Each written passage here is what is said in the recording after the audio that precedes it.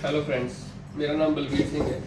आज हम बहुत ही अच्छे टॉपिक पे बात करेंगे जो कि डेंटल लैब में बहुत ज़्यादा यूज़ होता है, और वो है एक्रेलिक। एक्रेलिक में डेंटल लैब और डेंटिस्ट बहुत ज़्यादा प्रॉब्लम फेस करते हैं। हम लोग डेंचर अच्छे से अच्छा बना के देते हैं, बहुत मेहनत करते हैं, उसका एक लंबा प्रोटोकॉल रहता है डेंटिस्ट लेवल पे भी और लैब लेवल पे भी। उसमें क्या रहता है कि हम लोग बहुत मेहनत करते हैं और कल को हम लोग डॉक्टर की क्लिनिक में डिलीवर करके आते हैं। उसके बाद क्या होता है कि अब हम लैब पे भी नहीं पहुंचे होते तो फोन आ जाता है कि जी ये गिर के टूट गया। तो उसमें बहुत सारी चीज़ें होती हैं, जैसे नीचे पेशेंट के ओरिजिनल टीथ लगे हों या इम्प्लांट प्रोसेसेस लगे हों। उसमें क्या रहता है कि मिड लाइन फ्रैक्चर्स, अगर ऊपर में डेंचर है तो वो मिड लाइन फ्रैक्चर्स बहुत ज़्यादा होते हैं, या lower ball and socket dentures होते हैं, वो बीच में से मिड लाइन फ्रैक्चर वो भी करते हैं। बहुत ज़्यादा प्रॉब्लम फेस कर रहे हैं डेंटिस्ट लेवल और लैब लेवल बोथ साइड। तो हमने एक मटेरियल है वो हम आपको इंट्रोड्यूस करवाते हैं। ये ऑप्टिक फाइबर मटेरियल है। ये फाइबर्स हैं, आप किसी भी एक्रेलिक में यूज करते हो, कोई भी heat cure acrylic, cold cure में नहीं, हीट क्योर में। मैं दोबारा फिर रिपीट करता हूँ, कोल्ड क्योर में नहीं यूज होता ये हीट क्योर मटेरियल में ही यूज होता है। हम लोग जो लैब में यूज करते हैं तो आइवोग्लास ट्रिप्लेक्स मटेरियल यूज करते हैं इसमें, और लिक्विड हमारे पास हीट क्योर का है रुथेनियम का। इसका जो प्रोटोकॉल है, इसको यूज कैसे करते हैं, इसमें क्या क्या चीजें यूज होती है मैं आपको बता देता हूँ। एक तो मेन सीजर्स यूज होती है।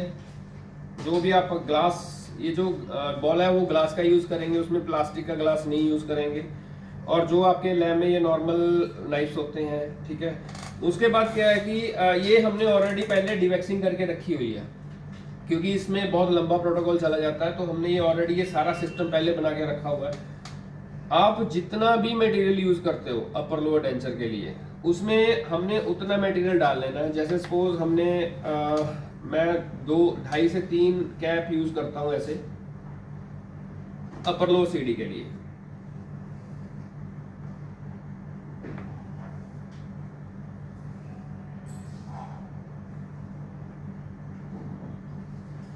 अगर आपको लगता है कि थोड़ा बहुत और डालना चाहिए तो आप अपने हिसाब से डाल सकते हो, जैसे आप यूज टू हो। तो जैसे मैं थोड़ा सा इसमें और डालूंगा। उसके बाद हम लोग क्या करेंगे, इसमें 2 ग्राम अपर लोअर डेंचर के लिए 2 ग्राम हम लोग ऑप्टिक फाइबर यूज करेंगे। हम काफी टाइम से इसको यूज कर रहे हैं, तो हमें पता है कि 2 ग्राम कितना होता है, तो हम उस हिसाब से इसको निकाल लेते हैं। नहीं तो जब फर्स्ट टाइम अगर आप यूज कर रहे हो तो कोई भी वेइंग स्केल ले लो, बहुत सस्ता सा मिल जाता है मार्केट में। तो या आपको एक आइडिया हो कि 2 ग्राम कितना होता है, तो अराउंड 2 ग्राम ये इतना होता है। अब इतना इसको हम लोग जो मटेरियल में हम लोग इसको मिक्स कर देंगे। जो हमने हीट क्योर जो मटेरियल निकाला हुआ है, इसको हम लोग इसमें मिक्स कर लेंगे। इसको बेशक आप थोड़ा बहुत पहले अच्छे से एक बार मिक्स कर लो, अगर कुछ रहता है ऐसे थोड़ा मिक्स कर लिया। उसके बाद आप जितना भी इसमें नॉर्मली हम लोग लिक्विड यूज करते हैं मटेरियल में, तो पहले तो हम उतना ही डालेंगे जितना हम लोग यूज करते हैं। जैसे नॉर्मली हम लैब्स में, जो सारी लैब्स हैं, वो क्या करते हैं कि जितना उनको मतलब लिक्विड वो कम डालते हैं कि जो उसका डब स्टेज है वो जल्दी आ जाए। ये उतना डाल देते हैं। अब ये उतना हो गया। इसमें क्या प्रोटोकॉल है, इसमें हमें 5 ml लिक्विड और डालना है। तो जैसे अराउंड ये जो कैप होता है ये 2.5 ml का होता है। तो इसमें 1 कैप 2.5 ml और ये 2 कैप, ये 2 हो गया, ये 5 ml कैप हो गया। तो 5 ml लिक्विड को फिर हम लोग एक्स्ट्रा इसलिए डालना है कि हमारा जो फाइबर है वो बहुत अच्छे से मिक्स हो जाए इसमें, बहुत बढ़िया से। इसमें जो थ्रेड्स हैं वो कंप्लीटली उसमें मेल्ट हो जाएं, हमारे जो एक्रेलिक हीट क्योर पाउडर है हमारा। इसमें कंपनी क्या रिकमेंड करती है कि आपने इसको कॉन्टिन्यूसली मिक्स करना है जब तक इसका डब स्टेज नहीं आता।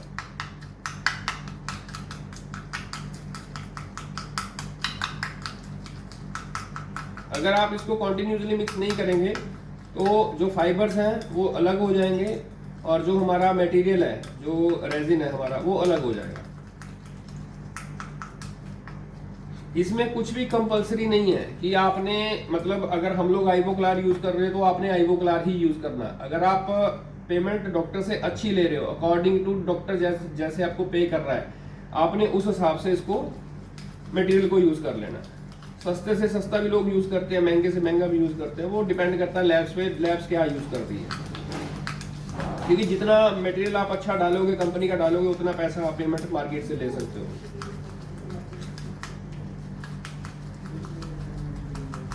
अब आप देखेंगे ये फाइबर्स ऐसे बहुत पतले थ्रेड में चले गए हैं। अब ये धीरे धीरे धीरे धीरे करके ये मिक्स हो रहे हैं। इसको आपने कंटिन्यूसली मिक्स करना है।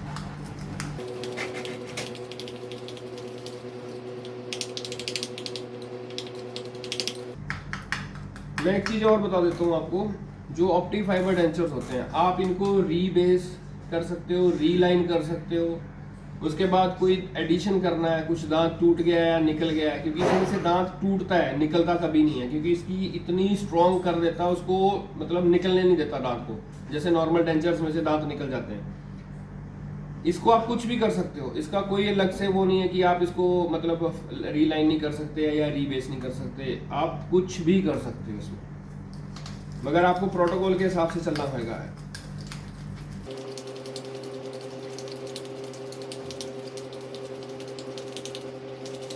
जितना आप इसको अच्छे से मिक्स करेंगे उतना बढ़िया इसका रिजल्ट आएगा, क्योंकि ये थ्रेड जो होते हैं ये डेंचर में दिखते नहीं है। जब एक बार क्योर हो गया तो ये दिखते नहीं है, ये दिखने बंद हो जाते हैं, ये नॉर्मल डेंचर की तरह दिखना शुरू हो जाता है डेंचर।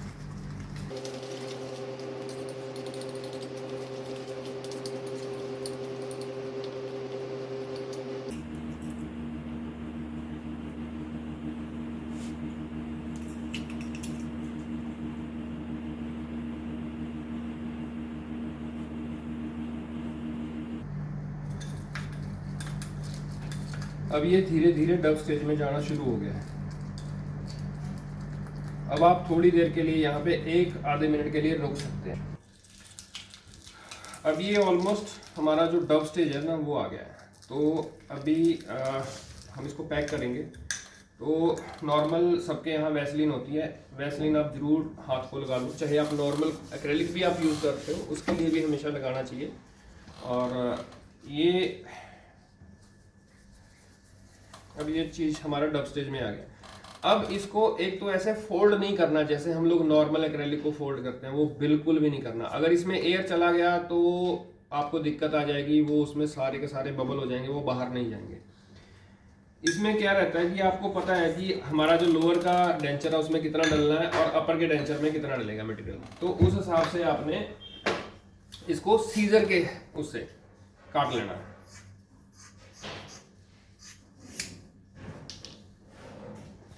सिर्फ कुछ नहीं करना, इसको ऐसे ही काट के इसको ऐसे ही हमने पैक कर देना।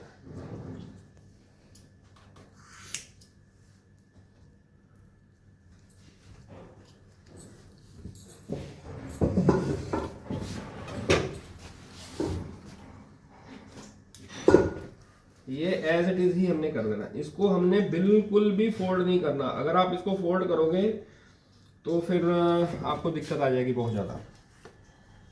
तो बस कुछ नहीं है, नॉर्मल जो पैक होता है वैसे ही पैक करना है।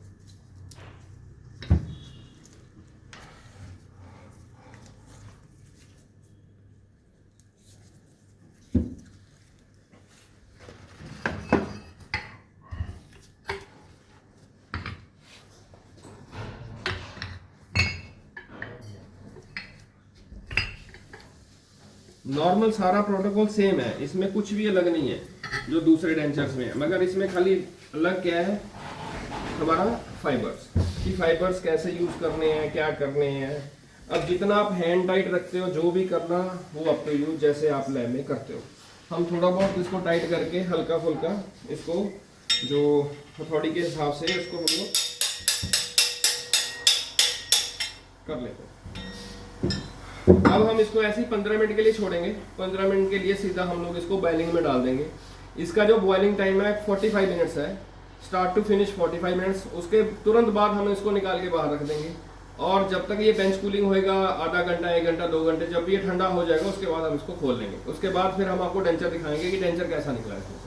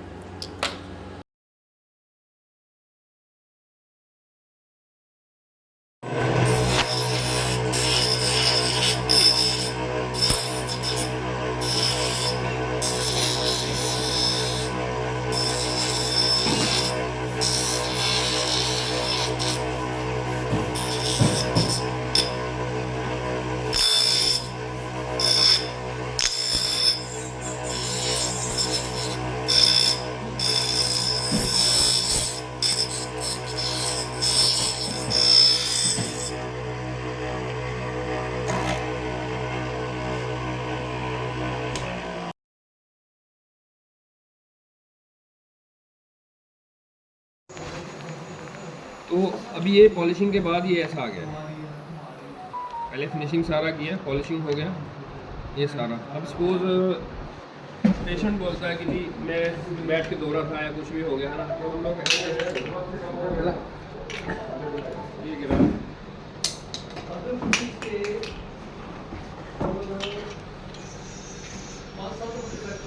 तो इसमें अगर आप देखें तो इसमें कोई भी क्रैक नहीं है किसी भी तरह का। अब मैं अभी एक बार फिर दोबारा छोड़ रहा हूँ इसको। अगर मैं सिंगल भी छोड़ता हूँ ऐसे करके,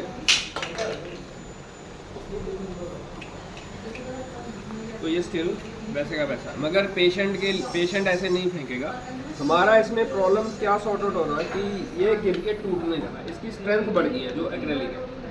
बस मेन जो हमारा फाइबर को यूज़ करने का जो सबसे इम्पोर्टेंट चीज़ है, तो बस एक यही है कि हमारी जो कंप्लेंट है बार बार मिड लाइन फ्रैक्चर भी, जैसे डेंचर बीच में से फ्रैक्चर कर जाता है, ये नहीं रहती। लोअर डेंचर टूट जाता है, वो नहीं रहती। गिर के टूट गया या पेशेंट खाते खाते टूट गया, ये प्रॉब्लम सारी सॉर्ट आउट हो जाती है इससे। सो मैं सबको रिक्वेस्ट करूँगा कि प्लीज़ ये जो मटेरियल है इसको यूज़ करें और अपनी जो प्रॉब्लम हो रही है उसको आप सॉर्ट आउट करें।